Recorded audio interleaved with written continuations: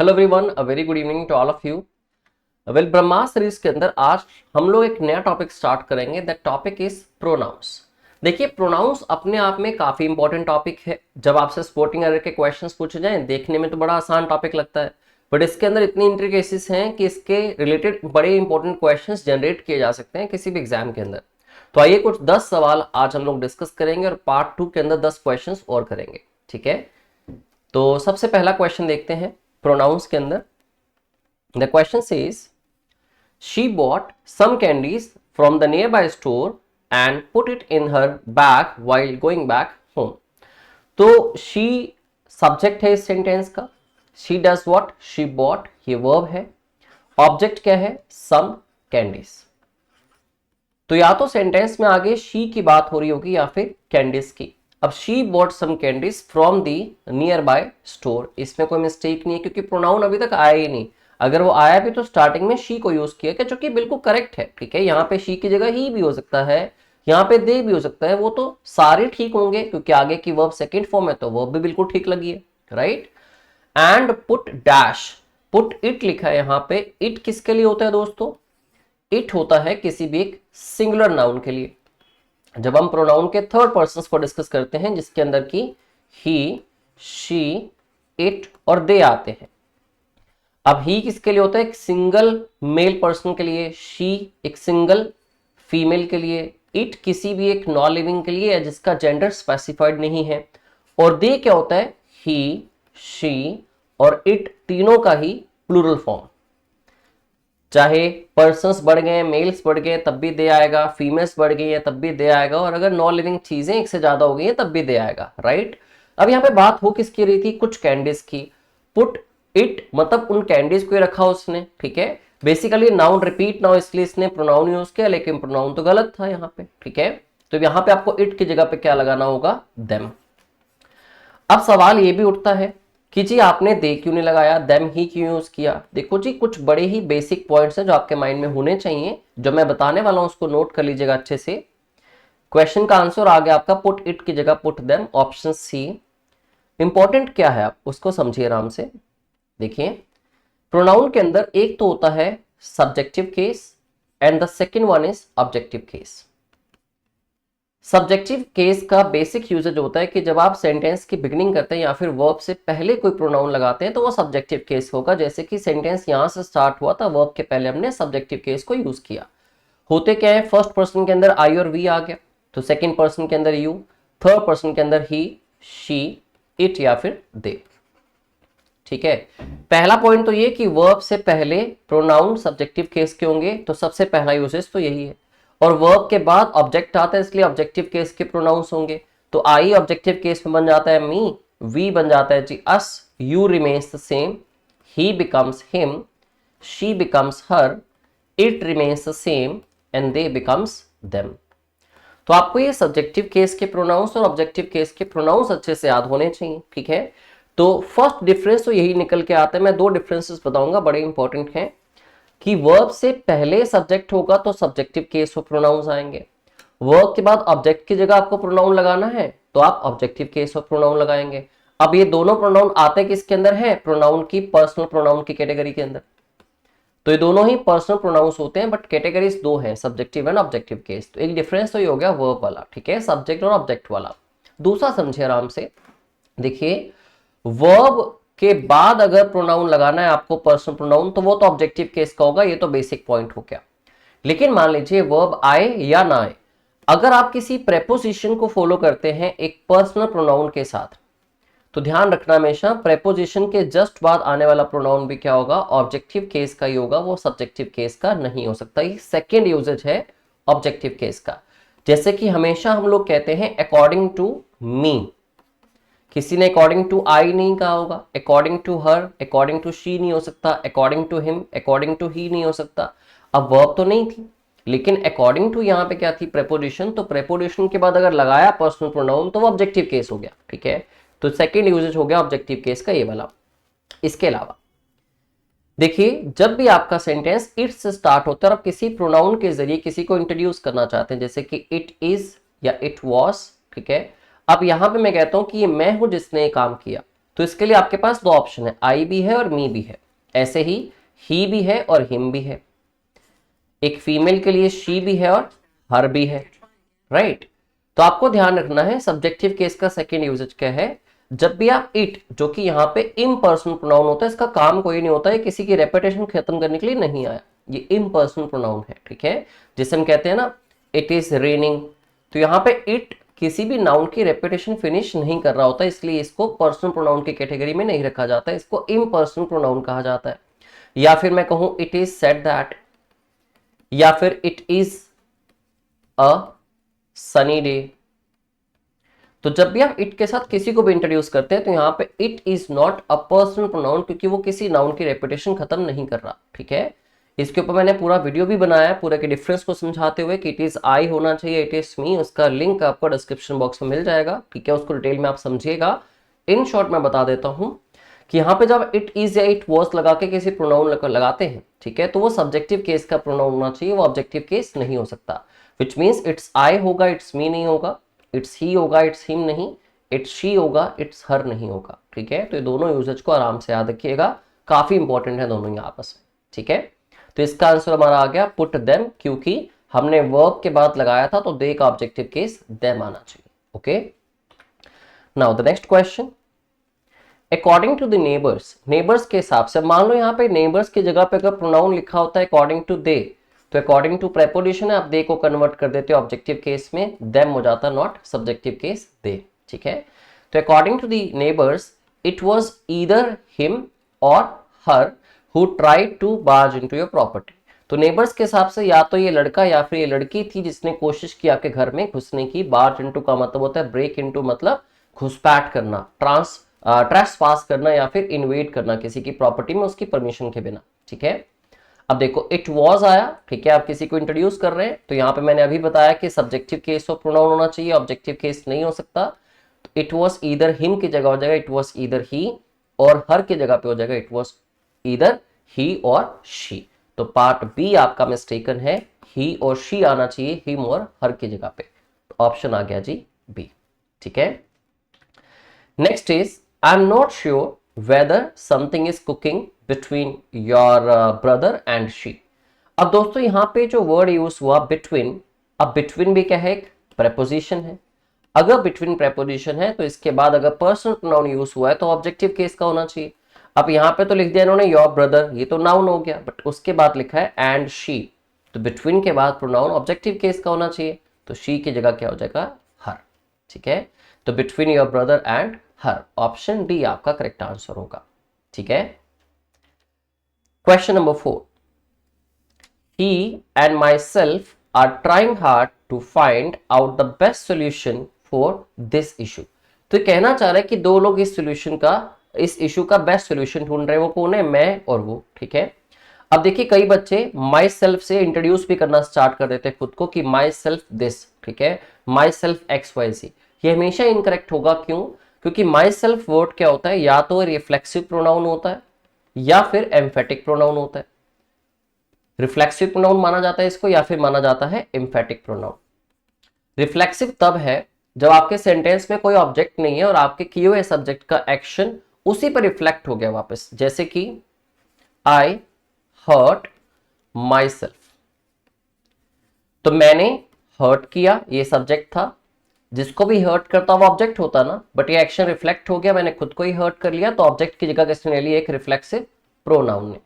तो जब भी आपको कहना हो कि एक सब्जेक्ट जिसने एक्शन किया उसके किए एक्शन का इंपैक्ट वापस उसी पे पड़ा, तो आप रिफ्लेक्सिव प्रोनाउन यूज करते हैं, ठीक है। जैसे कि शी लुक्ड आफ्टर हरसेल्फ, तो उसने खुद का ख्याल रखा, तो शी लुक्ड आफ्टर हरसेल्फ में हरसेल्फ क्या हो गया, रिफ्लेक्सिव प्रोनाउन। रिफ्लेक्सिव प्रोनाउन यहां से समझें तो ये ऑब्जेक्ट की जगह पे आता है, विच मींस ऑब्जेक्ट तो वर्ब के बाद आते हैं, इसलिए आप सेंटेंस की शुरुआत माई सेल्फ वर्ड से नहीं कर सकते, क्योंकि सेंटेंस की शुरुआत तो एक सब्जेक्ट से होती है या फिर सब्जेक्टिव केस ऑफ प्रोनाउन से होती है, जबकि ये तो ऑब्जेक्ट का प्लेस लेते हैं रिफ्लेक्सिव प्रोनाउन। इवन आप एम्फेटिक प्रोनाउंस पे आ जाइए, ठीक है। एम्फेटिक प्रोनाउन में क्या होता है, जो एम्फेसाइज करने के लिए आते हैं, जैसे कि I myself did the whole work, तो मैंने खुद सारे काम को किया, अब इसमें देखेंगे अगर पार्ट्स निकाले सेंटेंस के, तो आई क्या है सब्जेक्ट जो डूअर ऑफ एक्शन है, डिड क्या है यहाँ पे वर्ब, अब इसने किया क्या द होल वर्क क्या है सेंटेंस का ऑब्जेक्ट। अब वैसे तो सेंटेंस के तीनों एलिमेंट्स जो कि subject plus verb plus object हैं वो तीनों फुलफिल हो चुके हैं। फिर ये माई सेल्फ वर्ड यहाँ पे क्या कर रहा है, ये माई सेल्फ वर्ड आई जो सब्जेक्ट है उसको एम्फेसाइज कर रहा है कि मैंने खुद ये काम किया, ठीक है। तो यहाँ पे ये कहलाता है एम्फेटिक प्रोनाउन। तब भी देखा जाए तो माई सेल्फ से स्टार्टिंग नहीं हो सकती, ठीक है।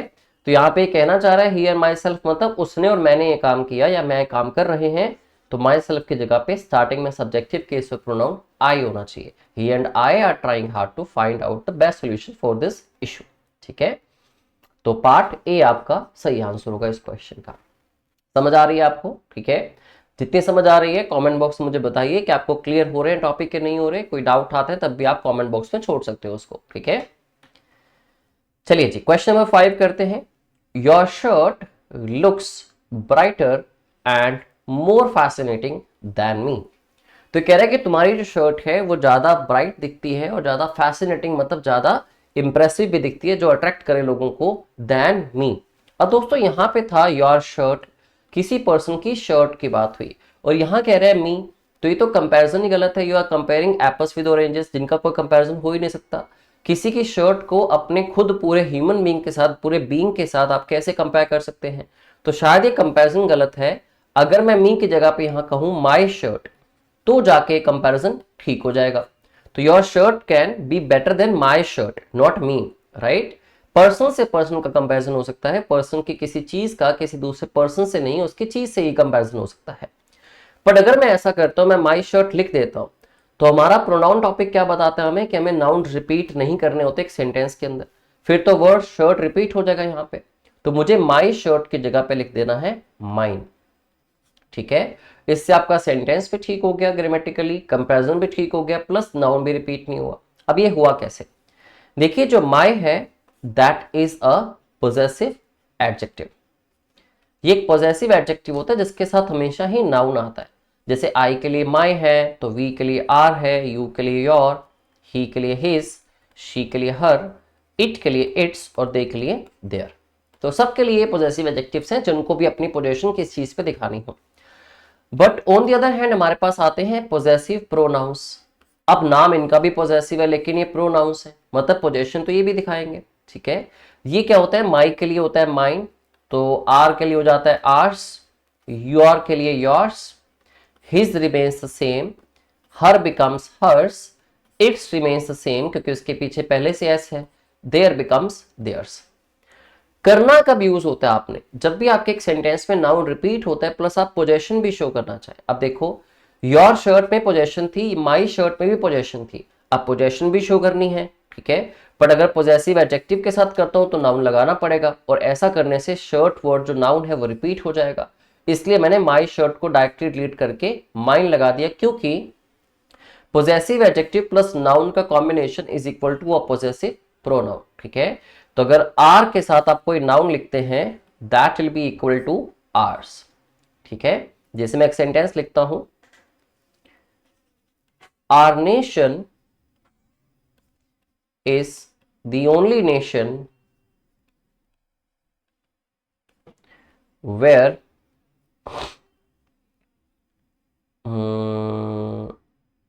religions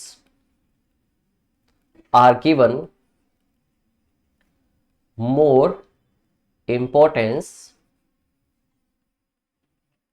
than any other factors। आपको पता ही ऐसा होता है और ऐसा हो भी रहा है काफी टाइम से, ठीक है। तो हमारा नेशन ही खाली एक ऐसा नेशन है जहां पे रिलीजन की प्रेफरेंस या उसकी इंपॉर्टेंस बाकी सारी चीजों के ऊपर है। कोई भूखमरी से मर रहा है, किसी के पास प्रिविलेजेस नहीं है, किसी के पास घर नहीं रहने को, कहीं पे पानी नहीं पहुंच रहा, कहीं पे इलेक्ट्रिसिटी नहीं है, कहीं पे लोगों को जॉब्स नहीं मिल रही, मतलब ये मुद्दे साइड हो जाते हैं, रिलीजन को सबसे ज्यादा इंपॉर्टेंस दी जाती है, ठीक है। तो यहाँ पे देखो our nation is the only nation, ठीक है। नेशन वर्ड रिपीट हो रहा है सेंटेंस में। अब आर नेशन जिसमें पॉजेसिव एडजेक्टिव प्लस नाउन है, मैं इन दोनों को काट के अगर आर्स लिख दूंगा तो आपका सेंटेंस भी ठीक हो गया, प्लस नेशन वर्ड रिपीट भी नहीं हुआ।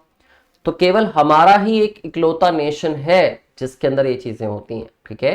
तो नेशन वर्ड एक ही बार यूज हुआ, कंट्री वर्ड एक ही बार यूज होगा। I hope you understood. तो यहाँ पे आंसर आपका मी की जगह पे होगा माइन। चलो जी नेक्स्ट क्वेश्चन करते हैं।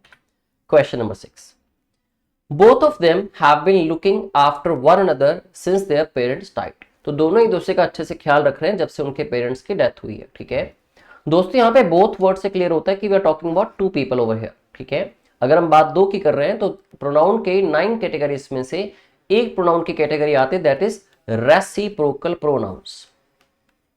रेसिप्रोकल प्रोनाउंस क्या होते हैं? जो रेसिप्रोकेशन दिखाते हैं, म्यूचुअल अंडरस्टैंडिंग या म्यूचुअल रिलेशनशिप को शो करते हैं। जो नंबर में दो होते हैं, एक तो होता है जी ईच अदर और दूसरा होता है वन अनदर।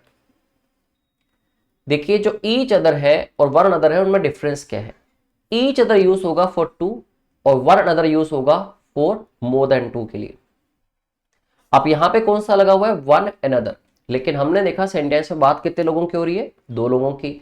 तो आप वन अनदर की जगह पे क्या लगाएंगे? यहाँ पे ईच अदर। दोनों का हिंदी मीनिंग सेम होता है लेकिन दोनों में डिफरेंस यही है कि जब आप मोर देन टू की बात करते हैं उनके आपसी कोऑपरेशन, रिलेशन या म्यूचुअल अंडरस्टैंडिंग के लिए आप वन अनदर को यूज कीजिए, but for two you have to use each other. ठीक है, चलो जी इसका आंसर आ गया आपका option C. Question number 7, all the employees of the company. अब दोस्तों ऑल वर्ड क्या प्रेडिक्ट करता है? मोर देन टू, मतलब तीन या उससे भी ज्यादा। Both stands for two, all stands for at least three और मोर देन थ्री। ठीक है, तो all the employees of the company should cooperate. Employees जितने भी कंपनी के हैं सबको कोऑपरेट करना चाहिए एक दूसरे के साथ। अब यहाँ पे लिखा है ईच अदर, जबकि ऑल वर्ड का मतलब कम से कम तीन है, तो ईच अदर तो फॉर टू यूज होता है। यहाँ पे आ जाएगा वन अनदर, जो हमने अभी अंडरस्टैंड किया रेसिप्रोकल प्रोनाउंस का कॉन्सेप्ट। ठीक है, तो ऑप्शन डी आपका करेक्ट आंसर होगा। ओके, क्वेश्चन नंबर 8 देखिए, काफी इंपॉर्टेंट है। A holiday by sea is more enticing, मतलब ज्यादा एल्योर करता है या ज्यादा एक्साइट करता है या इंटरेस्टिंग होता है। एंटाइस करने का मतलब अपनी तरफ अट्रैक्ट करना है, तो आप इसको इज मोर अट्रैक्टिव भी कह सकते हैं या फैसिनेटिंग कह सकते हो या मैस्मराइजिंग कह सकते हो। तो हॉलिडे बाय जो सी होता है is more attractive than a holiday in the mountains. ठीक है, तो कुछ लोगों के लिए प्रेफरेंसेस अलग हैं। कुछ लोग समुद्र के किनारे जाना पसंद करते हैं तो कुछ लोग माउंटेन्स में जाना पसंद करते हैं। बट किसी ने अपने ओपिनियन में कहा कि जो समंदर के किनारे या समंदर के पास का जो हॉलिडे होता है वो ज्यादा अट्रैक्टिव होता है एक हॉलिडे जो कि माउंटेन्स में होता है। अब यार प्रोनाउन का तो हमेशा से काम ही एक है, नाउन की रेपिटेशन को खत्म करना। ठीक है, अब यहां पे देखें तो अ हॉलिडे वर्ड था और यहां पे फिर से अ हॉलिडे वर्ड आ गया। अब मैं सीधा ये भी नहीं कह सकता than in the mountains, than what in the mountains. ठीक है, तो मैं किस चीज को कंपेयर कर रहा हूं? हॉलिडे को। तो मुझे करना क्या होगा यहाँ पे? अब देखिए जैसे कि हॉलिडे वर्ड यहाँ पे भी है, हॉलिडे वर्ड यहाँ पे, मुझे इसको रिमूव तो करना ही है। ठीक है, तो जब आपके पास सिंगुलर नाउन इस तरह से कंपैरिजन के केस में रिपीट होता है तो आप उसको डिलीट करने के लिए एक डेमोन्स्ट्रेटिव प्रोनाउन दैट यूज कर लेते हैं। ठीक है, तो पूरा सेंटेंस बनेगा than that in the mountains, that stands for a holiday. अब मान लीजिए यहाँ पे अगर प्लूरल नाउन होता, सपोज यहाँ पे हॉलिडे की जगह पे लिखा होता हॉलिडेज, तो ये हो जाता प्लूरल। फिर हॉलिडेज के लिए आप रेपिटेशन में क्या लगाते? फिर यहाँ पे दोज, अगर यहाँ पे भी लिखा होता हॉलिडेज। तो सिंपल सी चीज है, राइट। क्वेश्चन नंबर 9 इसी चीज पे बेस्ड है। The students of Chanakya's are more dedicated and hard working than the students of any other institute in the city. तो द स्टूडेंट्स यहाँ पे था, द स्टूडेंट्स यहाँ पे भी है, प्लूरल है तो आप इसको लिख दीजिए दोज। रिपीटेशन फिनिश हो जाएगी और कंपैरिजन भी दोनों तरह के स्टूडेंट्स में हो गया। ठीक है, द लास्ट क्वेश्चन, ये मैंने आपको बिगिनिंग में बताया था कि इट इज मी नहीं होगा, इट इज आई होगा। जब इट से इंट्रोड्यूस करें तो सब्जेक्टिव केस ऑफ प्रोनाउन लगाइए पर्सनल प्रोनाउन का, इट्स आई हु एम। अब देखो वर्ब भी ठीक लगी है, हु एम गोइंग टू। बच्चे यहाँ पे भी इज लगा देते हैं कई बार, या लिखा होता है, ये इनकरेक्ट होगा क्योंकि मान लीजिए मैं यहाँ पे लिखता हूँ इट इज ही, तो ही के हिसाब से इज आएगा। इट इज यू, यू के हिसाब से यहाँ पे क्या आएगा? आर आएगा। वैसे इट इज आई, आई के हिसाब से क्या आएगा? एम आएगा। It's I who am going to, ये मैं हूं जो आपको पढ़ाने वाला हूं इंग्लिश फ्रॉम नाउ ऑनवर्ड्स, अब से। तो बी इसका करेक्ट आंसर होगा। आई होप सब बच्चों को क्लास समझ आई और आप सारे कॉन्सेप्ट को समझ पाए। अभी एक पार्ट और रिमेनिंग है प्रोनाउंस का, उसमें हम और नई चीजें डिस्कस करेंगे। ठीक है, तब तक बने रहिए और जितने हो सके वीडियोस देखते रहिए ब्रह्मास्त्र सीरीज की, अगर आप एसएससी के एग्जाम्स को टारगेट कर रहे हैं या फिर रेलवे के एग्जाम को। Thank you very much and have a good day.